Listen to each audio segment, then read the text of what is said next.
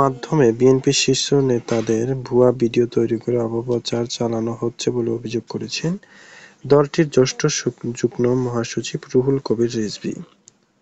তার অভিযোগ, সরকারি পৃষ্ঠপোষকতায় এসব করা হচ্ছে। আজ রবিবার এক সংবাদ সম্মেলনে এ অভিযোগ করেন রিজভী। রাজধানীর নয়াপল্টনের কেন্দ্রীয় কার্যালয়ে সংবাদ সম্মেলনে এ তথ্য তুলে ধরেন। জানা যায়, রিজভী বলেন, দলের ভারপ্রাপ্ত চেয়ারম্যান তারেক রহমান লন্ডনে বসে প্রযুক্তি সহায়তায় দেশের বিএনপি নেতা-কর্মীদের সঙ্গে যোগাযোগ রাখছেন।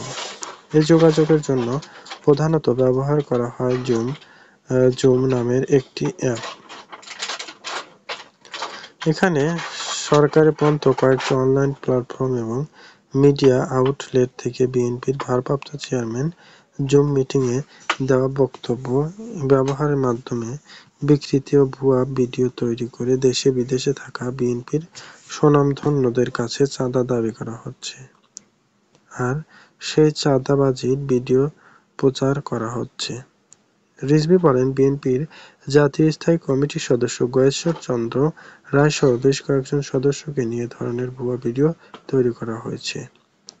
বিএনপির এ তথ্য প্রযুক্তি দপ্তরের তাৎক্ষণিক তৎপরতা ফেসবুক, ইউটিউবে থাকা এমন ভিডিওগুলো শনাক্ত করে সেগুলো অপসারণের ব্যবস্থা গ্রহণ করা হয়েছে। কিন্তু সরকারি পৃষ্ঠপোষকতার বিরুদ্ধে অশ্লীল অপকর্মের কথা এই ভিডিওগুলো মেসেজ আদান-প্রদান, মেসেঞ্জার, হোয়াটসঅ্যাপ, ইমো ও ভাইবার ব্যবহারের এসব তৎপরতা চালাচ্ছে।